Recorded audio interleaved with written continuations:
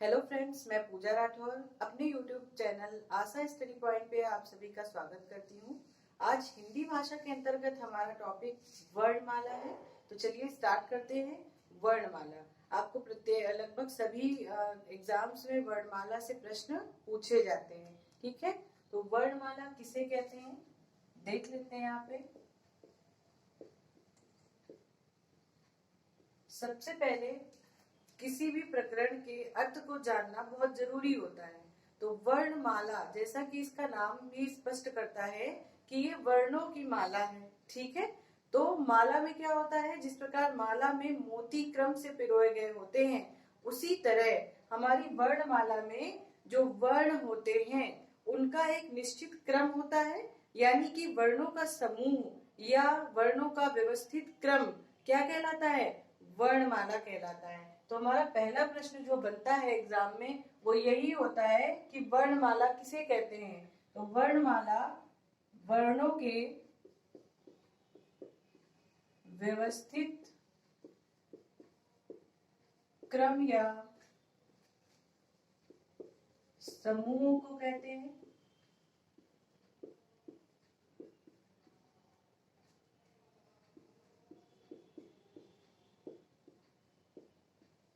ठीक है, वर्णमाला कहते हैं। वर्णों के व्यवस्थित क्रम या समूह से हमारा तात्पर्य है, जैसे कि छोटा है तो इसके बाद बड़ा आएगा, छोटी ई है तो इसके बाद बड़ी ई आएगी, क है तो इसके बाद ख आएगा, इसके बाद ग आएगा। यानी कि ये एक निश्चित क्रम में ही पढ़ी व लिखी जाती है। छोटा बड़ा छोटी बड़ी, इस तरह से का खा गा घा अंगा, इस तरह से ये सब आप लोग बचपन से पढ़ते हुए आ रहे हैं। इसको बताने की बहुत ज्यादा आवश्यकता नहीं है। तो वर्णमाला से हमारा प्रथम प्रश्न जो बनता है वो है वर्णों के व्यवस्थित क्रम या समूह को वर्णमाला कहा जाता है। ठीक है, वर्णमाला जो है, हिंदी की संपूर्ण वर्णमाला को दो भागों में विभाजित किया गया है।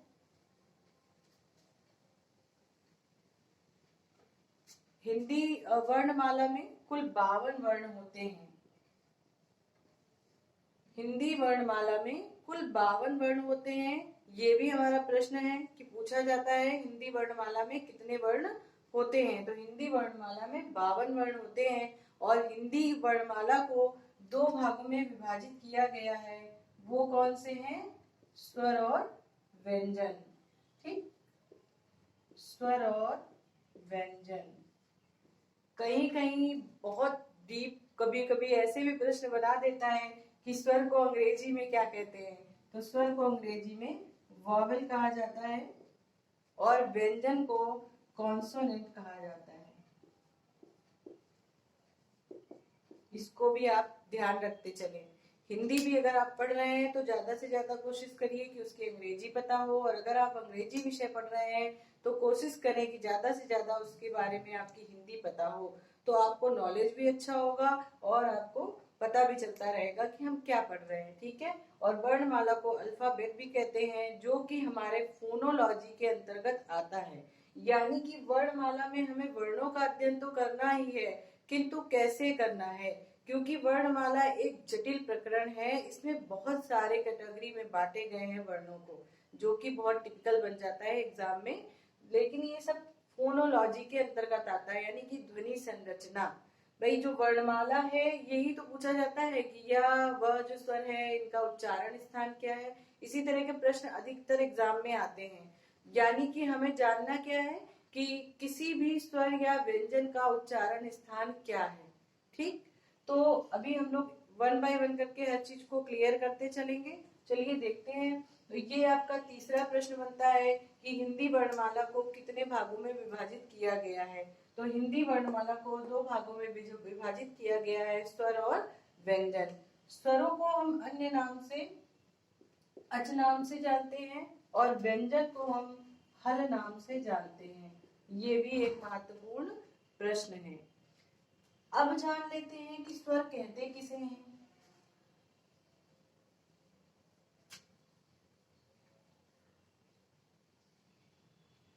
सबसे पहले अब हम स्वर के विषय में जानना चाहेंगे, तो स्वर किसे कहते हैं।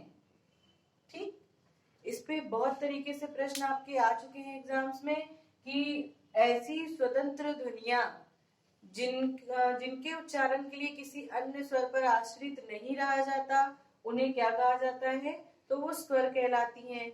या ऐसे वर्ण जिन्हें बोलने में हमें किसी अन्य वर्ण की आवश्यकता नहीं पड़ती, उन्हें क्या कहते हैं, उन्हें स्वर कहते हैं। तो स्वर क्या होते हैं, स्वर वर्ण क्या होते हैं, ये ऐसी ध्वनि होती है जिन्हें बोलने के लिए हमें अन्य किसी व्यंजन या स्वर या वर्ण की आवश्यकता नहीं पड़ती, यानी कि स्वर जो हैं ये स्वतंत्र होते हैं। स्वतंत्र रूप से बोले जाने वाली ध्वनियों को स्वर कहा जाता है। ठीक है, और व्यंजन किसे कहते हैं,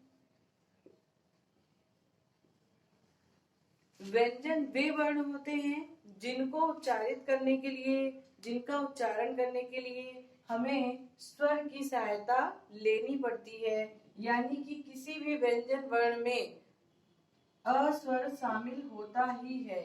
बिना अ के कोई भी व्यंजन पूरी तरह से व्यंजन नहीं कहला सकता। ठीक है, यानी कि अगर हम ये का पढ़ रहे हैं तो इसके अंतर्गत भी ये अ शामिल है। अगर हम चाहें कि ये विशुद्ध व्यंजन के रूप में हम बोले इसे, तो इसको हम क और हलंत इसके नीचे लगा देते, एक तिरछी लकीर, इसको हम का ना पढ़ के क पढ़ेंगे, क। ठीक है, अगर हमें इसे इस रूप में लिखना है, यानी कि व्यंजन के रूप में लिखना है, तो इसमें आ स्वर का होना बहुत आवश्यक होता है। ठीक है, यानी कि स्वतंत्र ध्वनियां जो होती हैं वो स्वर होती हैं, और जो स्वरों के सहायता से बोले जाते हैं वो व्यंजन वर्ण कहलाते हैं। ठीक है, इसके बाद देखें, इसके बाद जो हमारा महत्वपूर्ण प्रश्न आता है वो ये आता है कि हिंदी वर्णमाला में स्वरों की संख्या कितनी है, यानी कि मूल स्वर जो है वो हिंदी वर्णमाला में कितने हैं।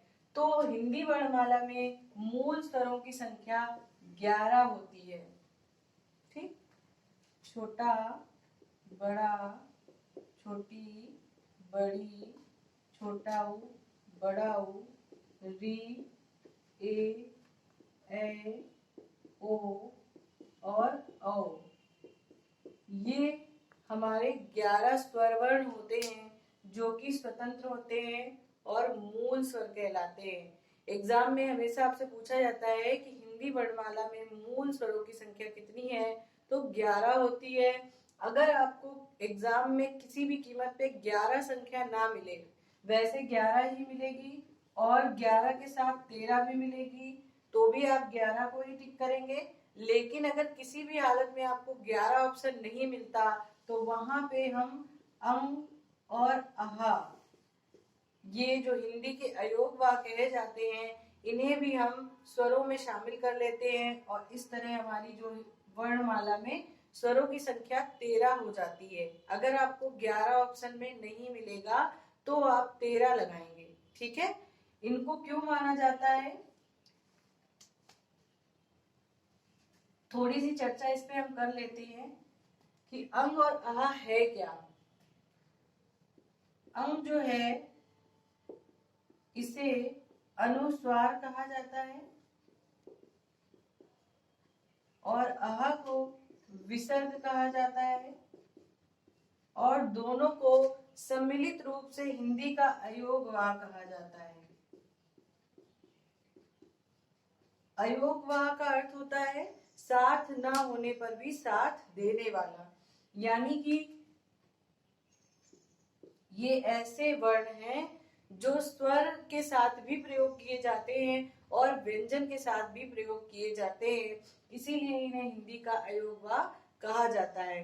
ना तो ये विशुद्ध स्वर हैं और ना विशुद्ध व्यंजन, पर ये दोनों के साथ प्रयोग होते हैं, इसलिए ये अयोग वाह कहलाते हैं। और ये एक महत्वपूर्ण प्रश्न है अपने आप में, क्योंकि कभी कभी आपको 4 वर्ण दे देता है, अ, ई, अंग, उ, और आपसे पूछता है कि इन चारों वर्णों में अयोग व वर्ण कौन सा है, तो आप टिक करेंगे अंको। इसी तरह से विसर्ग पे भी प्रश्न बनाता है।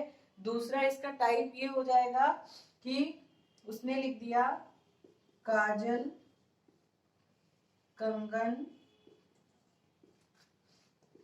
रात और सीता। इस तरह से भी इसका एक प्रश्न बना सकता है कि चार आपको वर्ड दे देगा और पूछेगा दिए गए शब्दों में किसमें अनुस्वार का प्रयोग किया गया है। तो आप जहां पर भी ये चिन्ह देखेंगे तो ये अनुस्वार का सिंबल होता है, यानी कि ये अगर कहीं पर लगा है तो वो वर्ण कैसा है, वर्ण या शब्द जो है वो अनुस्वार हो जाएगा। ठीक है, तो इस तरह से इस पे क्वेश्चन बनते हैं। इसी तरह से विसर्ग पे भी आपसे क्वेश्चन पूछ सकता है। ये तो हो गई हमारे मूल स्वरों की बात। अब सबसे महत्वपूर्ण जो है इसमें वो स्वरों का वर्गीकरण, कि जो स्वर हैं इन्हें कितने भागों में विभाजित किया गया है। तो देखिए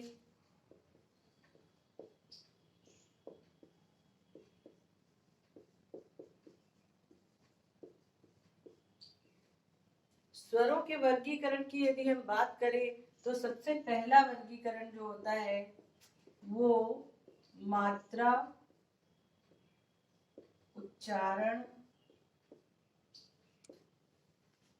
या एक मात्रिक स्वर कहलाते हैं। मात्रा, उच्चारण या एक मात्रिक स्वर जो कहलाते हैं, इसमें सबसे पहले आते हैं ह्रस्व,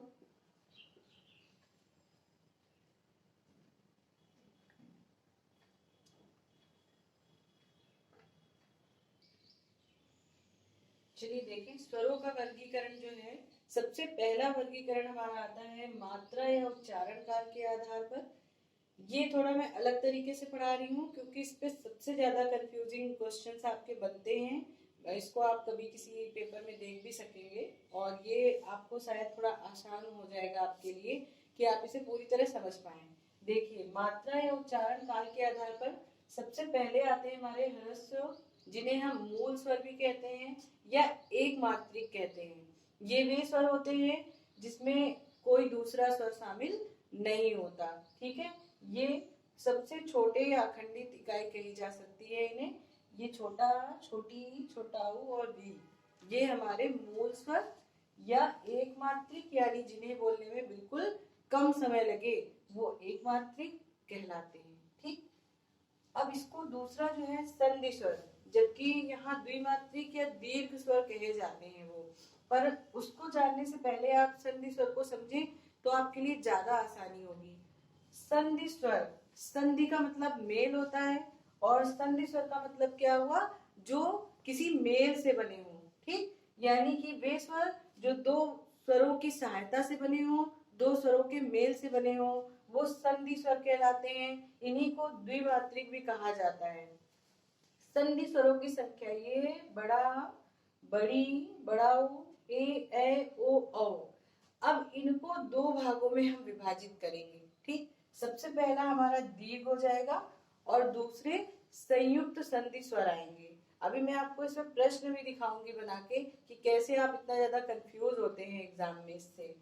संधि स्वर ये हो गए, इसके बाद इन्हें हम दीर्घ स्वर और संयुक्त संधि स्वर में विभाजित करेंगे। तो दीर्घ स्वर क्या है, यही द्विमात्रिक कहलाते हैं। दो समान मूल स्वरों के मिलने से जो बनते हैं वो दीर्घ स्वर कहलाते हैं। जैसे छोटा प्लस छोटा बड़ा हो गया, छोटी प्लस छोटी बड़ी हो गई, छोटा ऊ प्लस छोटा ऊ बड़ा ऊ हो गया। इसके बाद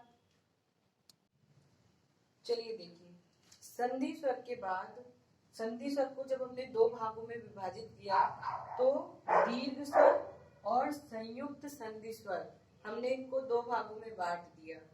दीर्घ स्वर जो हमारे होते हैं वो ये होते हैं बड़ा, बड़ी, बड़ा, और हमारे जो संयुक्त संधि स्वर होते हैं वो ए ओ औ। ठीक, यहाँ पे मैं आपको बहुत बहुत बहुत महत्वपूर्ण प्रश्न बताने जा रही हूँ जो आपके एग्जाम्स में आ चुके हैं, आपने देख लीजिए। और हिंदी पढ़ना या कोई भी ऐसी कठिन चीज नहीं है, आप भी किताब से पढ़ सकते हैं उसको। लेकिन सबसे बड़ी बात इसमें यही है कि आपको क्वेश्चन कैसे फाइंड आउट करने हैं, आखिर गलती कहाँ होती है। तो गलती होती ये है कि हम ये जो हमने संधि स्वर सबसे पहले पढ़े, जिसमें कि बड़ा, बड़ी, बड़ाऊ, ए ओ औ, हम ये सारे संधि स्वर मान लेते हैं या इन्हें दीर्घ स्वर मान लेते हैं। और एग्जाम में भी एक क्वेश्चन जब इस तरह से आया था कि जैसे ये ऑप्शन आपको दिया उसने और आपसे पूछ लिया दिए गए वर्णों में कौन सा दीर्घ स्वर का उदाहरण नहीं है। अब भाई आप तो यही सोचेंगे ना कि ये सारे तो दीर्घ में आ गए, ये भी दीर्घ है, सब दीर्घ है, तो उसने अपना दिमाग लगा के क्या अलग कर दिया, ये ओ को अलग कर दिया। ठीक, इसी को देखते हुए ये मैंने इसको वर्णों का सबसे पहला जो विभाजन है, जो मात्रा के आधार पर है, उसको इतनी अच्छी तरीके से आपको बताया है कि अब आपसे इस प्रकार के प्रश्न में गलती नहीं होगी। प्रश्न यहाँ से भी बनता है कि जो हमारा ए वर्ण है ये किन स्वर वर्णों के मेल से बना है, तो ये छोटा छोटी के मेल से बना है। ए जो है वो किन वर्णों के मेल से बना है, तो अ और ए के मेल से बना है। ओ जो है वो किन वर्णों के मेल से बना है, तो अ और उ के मेल से बना है। और औ जो है वो किन वर्णों के मेल से बना है, तो अ और ओ वर्ण के मेल से बना है। अब एक चीज और यहाँ पे ध्यान रखिएगा, ये संयुक्त स्वर हैं, ये चार जो हैं ये संयुक्त स्वर कहे जाते हैं। और श, त्र, ज और श्र, ये चार आपके संयुक्त व्यंजन कहे जाते हैं। मोस्ट इम्पॉर्टेंट, छोटी छोटी गलतियां जो हम पेपर में करते हैं वही डिसाइड करती हैं। पढ़ने को आप किसी भी किताब से हिंदी पढ़ सकते हैं, कहीं से भी पढ़ सकते हैं, लेकिन मेरा पढ़ाने का यही उद्देश्य है कि आप उन क्वेश्चंस को फाइंड आउट करिए कि हमसे मिसअंडरस्टैंडिंग कहाँ पर हुई। ठीक, तो अभी ये क्या है, ये संयुक्त स्वर होते हैं जिनकी संख्या 4 है, ए ओ औ। ये बहुत इम्पोर्टेंट है कि आप इनको डिफरेंस हमेशा याद रखें। संयुक्त स्वर ए ओ औ है और संयुक्त व्यंजन जो है क्ष, त्र, ज्ञ, श्र, जिसे हम अभी आगे डिस्कस करेंगे, लेकिन मैंने अभी बता दिया ताकि आप इसे अगर एक जगह नोट करना चाहें तो कर सकते हैं। ये संयुक्त व्यंजन है। अभी इनको आगे जब व्यंजन पढ़ाऊंगी तब बताऊंगी ये किनके मेल से बनते हैं। बहुत ज्यादा कॉमन प्रश्न है, पूछा जाता है बहुत ज्यादा, लेकिन क्या पूछा जाएगा ये किसी को पता नहीं होता। तो आपको क्या है कि थ्रोली हर चीज पढ़ना है, कुछ भी आपसे छूटे नहीं, ताकि जो भी प्रश्न आपके एग्जाम में आता है वो आप आसानी से कर पाए। मेरी कोशिश यही है। तो ये हो गया आपका स्वरों के वर्गीकरण में। अभी हम पहले पे चल रहे थे, जिसको मैं एक बार फिर से आपको रिवाइज करा देती हूँ कि मात्रा या उच्चारण के आधार पर आपके जो स्वर वर्ण हैं वो 3 होते हैं। सबसे पहले आपके ह्रस्व होते हैं, फिर दीर्घ होते हैं और फिर प्लुत स्वर होता है जिसको हम त्रिमात्रिक कहते हैं।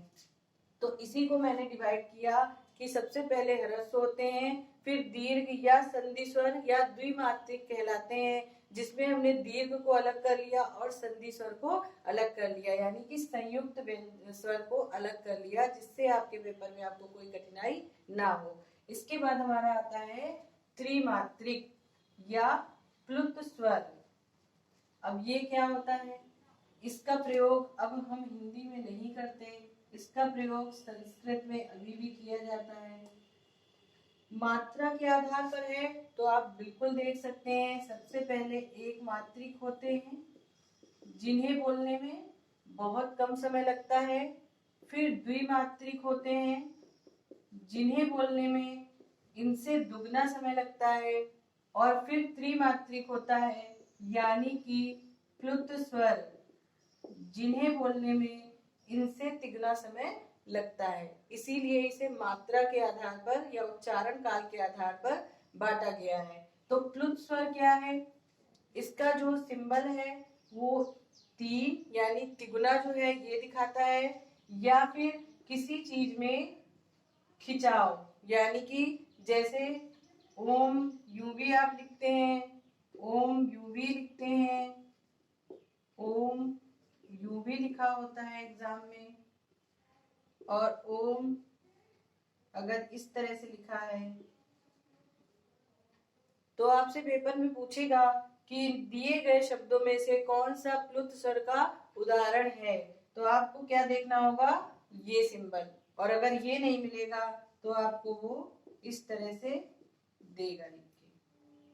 ठीक, तो ये चीजों पे आप ध्यान रखिए। प्लुत स्वर क्या है, जिसको बोलने में एक मात्रिक ह्रस्व या मूल स्वर से तिगुना समय लगता है, जिसका प्रयोग अब नाटकीय संवादों में किया जाता है। हमारे हिंदी में इसका प्रयोग बहुत कम किया जाता है। जैसे हमें बुलाना है ए लड़के या हे राम, तो ये हमारा प्लुत स्वर का उदाहरण है। ठीक, जैसे राम लिखना है तो अगर यूं है तो आप इसको राम ना पढ़ के राम पढ़ेंगे, यानी कि एक मात्रिक से तिगुना समय, जिस कारण इसे त्रिमात्रिक कहा जाता है। और इसमें 3 का सिंबल बना होता है जो दर्शाता है कि इसको बोलने में हमें तिगुना समय लगाना है। तो ये हमारा पहला वर्गीकरण था स्वर का, जो कि मात्रा के आधार पर था या उच्चारण काल के आधार पर था। दूसरा हमारा जो स्वर का वर्गीकरण होता है वो जीभ के प्रयोग के आधार पर है। जीभ के प्रयोग के आधार पर स्वरों को जीभ के प्रयोग के आधार पर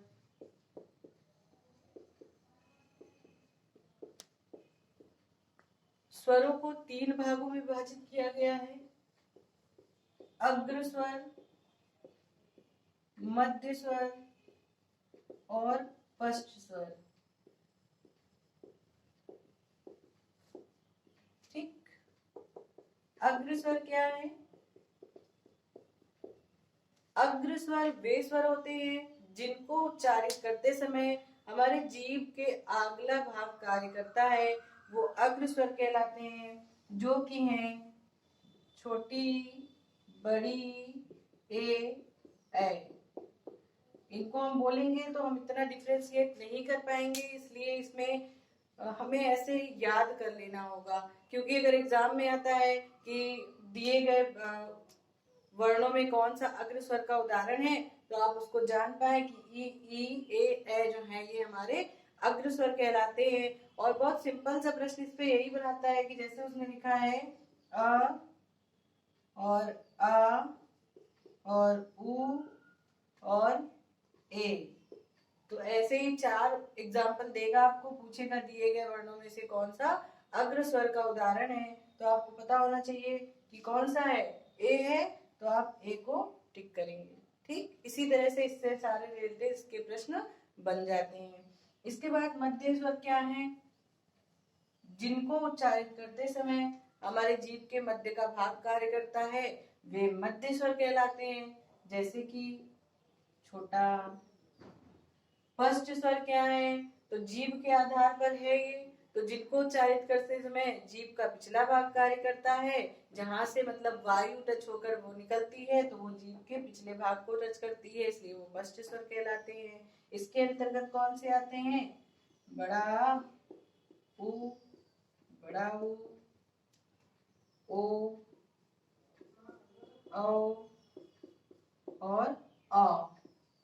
अब ये कौन सा अ है, तो ये अर्धचंद्र बिंदु कहलाता है। ठीक है, ये अर्धचंद्र बिंदु कहलाता है। इसके लिए एक वीडियो हम अलग से बनाएंगे, चंद्र बिंदु, अर्धचंद्र बिंदु, अनुस्वार और विसर्ग, इन सब का प्रयोग कहाँ करते हैं ये बाद में बताऊंगी। इसके बाद देखिए, मुख द्वार या मुख विवर खुलने के आधार पर स्वरों का वर्गीकरण। मुख द्वार या मुख विवर, विवर यानी कि मुख द्वार खुलने के आधार पर स्वरों का वर्गीकरण।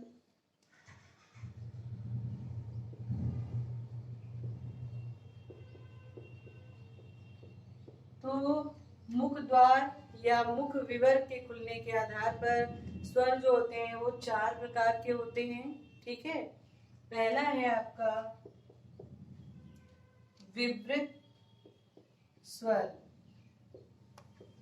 विवृत स्वर, विवृत का अर्थ होता है ओपन, यानी कि खुला हुआ, यानी कि इनको उच्चारित करते समय आपका मुख द्वार खुला होता है, वो विवृत स्वर कहलाते हैं। जैसे कि आम, आप देख सकते हो बोलते समय मुख द्वार आपका क्या है, खुला हुआ है, आ, यानी कि ये विवृत स्वर कहलाता है। दूसरा है आपका अर्ध विवृत। अर्ध विवृत स्वर, इसका तात्पर्य है हाफ ओपन, यानी कि ऐसे स्वर जिनके उच्चारण में मुख द्वार पूरा नहीं खुलता बल्कि आधा खुलता है, वो अर्ध विवृत स्वर कहलाते हैं। इनके अंतर्गत अ, ए, औ और अ, ये स्वर आते हैं। फिर वही चीज है, इनको आपको एज इट इज याद करना है। अगर बोल के देखेंगे तो कहीं ना कहीं कंफ्यूजन क्रिएट होगा, तो आप इनको ऐसे ही लर्न कर सकते हैं कि अर्ध विवृत में कौन से स्वर आते हैं, विवृत में कौन से आते हैं, समृत। इसके बाद तीसरा है समृत स्वर। समृत का अर्थ होता है क्लोज, यानी कि ऐसे स्वर जिनके उच्चारण में मुख द्वार लगभग बंद होता है, वो समृत स्वर कहलाते हैं। इसके अंतर्गत ई, ई, ऊ और ऊ, देख सकते बोलकर भी, ई, ऊ, ऊ, मुख द्वार क्या है, बंद है। इसके बाद है अर्ध समृत। अर्ध समृत स्वर, यानी कि हाफ क्लोज, हाफ क्लोज। इनको बोलने में भी मुख द्वार आधा बंद रहता है। ये कौन से होते हैं, ए और ओ। तो ये है आपका मुख द्वार या मुख विवर खुलने के आधार पर स्वरों का वर्गीकरण। इसके बाद आता है हमारा ओठों की स्थिति के आधार पर स्वरों का वर्गीकरण।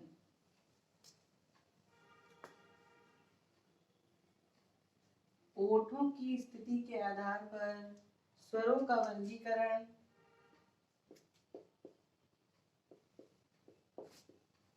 ओठों की स्थिति के आधार पर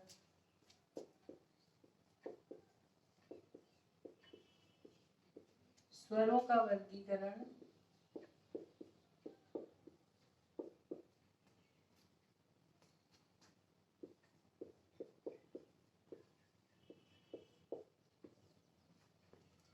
इसको आसानी से याद कर सकते हैं। ठीक है, ये दो तरह से होते हैं, अवृतमुखी और वृत्तमुखी। वृत्तमुखी, ये मैथ्स में आपने पढ़ा होगा, वृत्त मतलब सर्कल यानी कि गोला। ठीक, तो अवृत्तमुखी कौन से होते हैं, जिन स्वरों के उच्चारण में हमारे ओठ गोलाकार या बंद नहीं होते, वो अवृत्तमुखी स्वर कहलाते हैं। इनमें कौन कौन से आते हैं, छोटा, बड़ा, छोटी ई,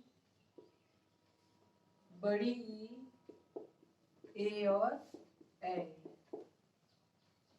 और वृत्तमुखी स्वर कौन से होते हैं, तो जैसा कि इसके नाम से ही जाहिर है कि जिनको बोलने में हमारे ओठ जो है वो गोलाकार बन जाए, वो वृत्त बनाए, तो वो वृत्तमुखी कहलाते हैं। तो ये कौन से होते हैं, ये होते हैं छोटा ऊ, बड़ा ऊ, ओ, औ और अ। ठीक, ये हो गया हमारा ओठों की स्थिति के आधार पर हमारे जो स्वर हैं वो कितने प्रकार के होते हैं। इससे आपके 2-3 प्रकार के प्रश्न बना सकता है। सबसे पहले तो यही पूछ लेगा कि ओटो की स्थिति के आधार पर कितने प्रकार के वर्ण होते हैं, स्वर वर्ण। तो 2 प्रकार के होते हैं, वृत्तमुखी और अवृत्तमुखी। अवृत्तमुखी में क्या होता है, ओठ गोलाकार होते हैं या नहीं होते हैं। तो अ लगा है यानी कि नहीं होते हैं। तो जिन स्वरों के उच्चारण में ओठ गोलाकार ना हो वो अवृत्तमुखी, और जिन स्वरों के उच्चारण में ओठ गोलाकार हो जाए वो वृत्तमुखी। ठीक। इसके बाद स्वरों के वर्गीकरण में हमारा लास्ट वर्गीकरण होता है वो हवा के नाक व मुंह से निकलने के आधार पर।